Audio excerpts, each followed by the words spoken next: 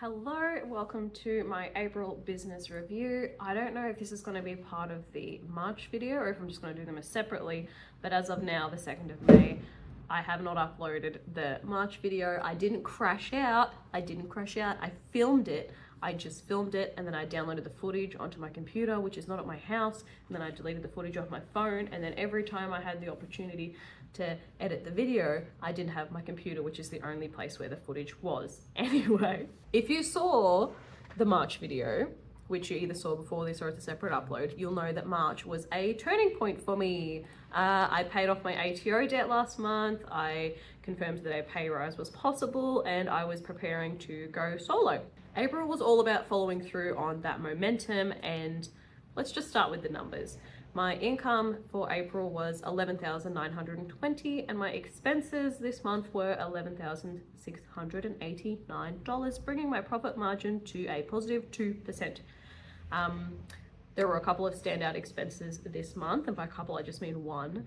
I placed a nearly $900 shampoo order with one of my suppliers, Pupkiss. I absolutely love Pupkiss. If you're a dog groomer in Australia, strongly recommend. I treated myself to some wide blades and wide snap-on combs in addition to my regular shampoo order, which is why it was more expensive.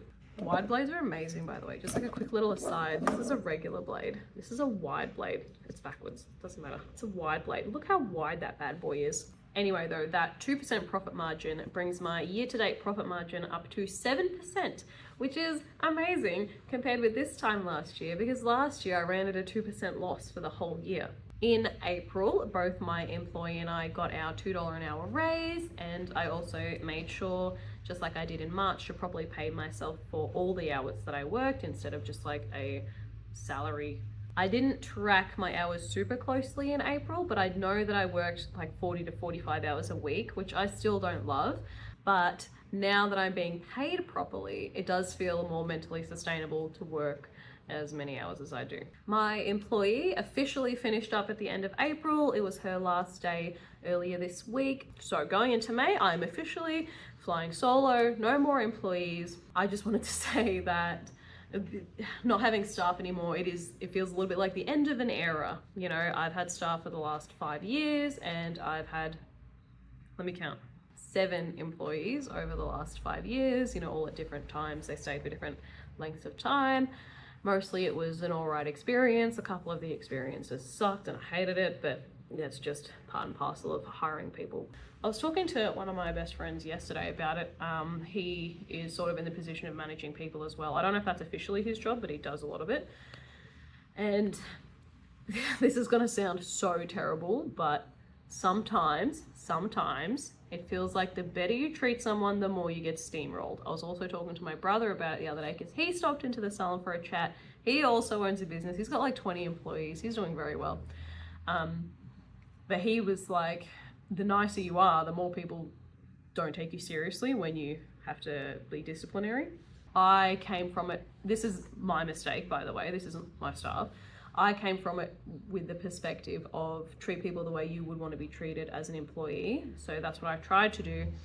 But different things work for different people, you know, like if I was an employee, I would do very well with a laid back boss who just trusted me to do a good job and let me do that and gave me the space to do that. Whereas I think other people need more supervision, or they need to be like, they need like a boss to be more of a boss rather than like a supervisor, if that makes sense. Again, totally fine. Different ways work for different people. I'm just musing. But anyway, my experiences throughout the last 5 years of having staff, I'm just glad to be done with it. My last employee to go was my sister, which, that was just my air freshener. I was like, what the hell was that?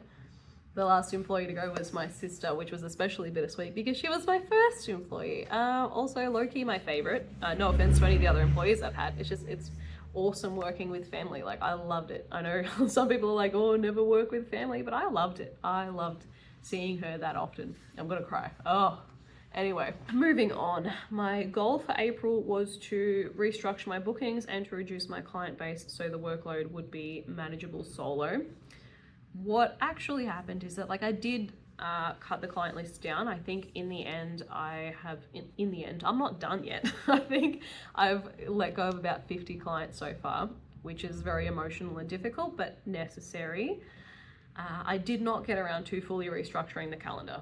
April was a bit of a scramble, and I was just trying to finish off the last month for my employee and like work around that, rather than looking more towards the future. So at the moment I'm just taking it week by week, which is, it's not ideal. Like I should get back into cutting more clients, but I'm just doing what I can manage at the moment.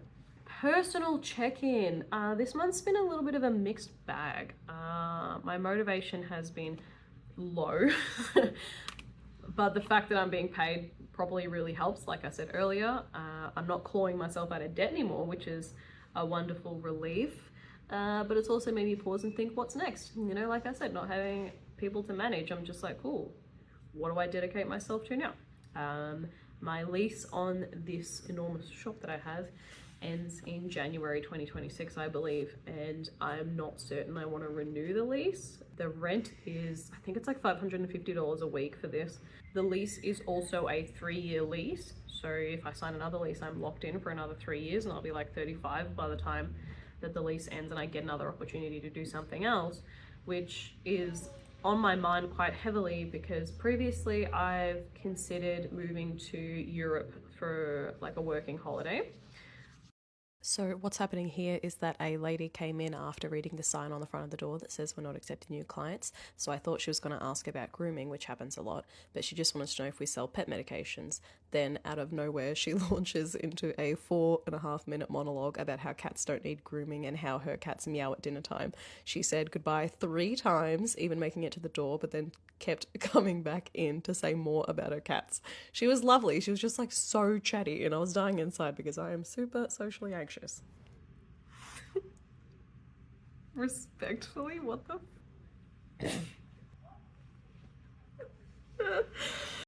as I was saying before I was so rudely interrupted, a couple of years ago, the last time the lease came up for renewal, I was considering not renewing it and then moving to Europe for a working holiday. And I decided not to do that because I had like 2 or 3 staff and I didn't want to put them out. So I decided to sign another 3-year lease, and now that one's nearly up. And now that I don't have staff, I'm like, oh cool, like I could definitely pursue something like that. I can't go to, I was planning on moving to the Netherlands. I can't do that because I had aged out of their working visa criteria. In the Netherlands, you have to be 30 or below, and I'm 31. So I can't do that. But I could do a work holiday in the UK, which is right next door, and the age is 35 for a work holiday. So I'm considering doing that, and that's another concern that I have, where if I sign another lease on this shop, I'll be 35. Yeah, because I'm turning 32 this year. Oh my God.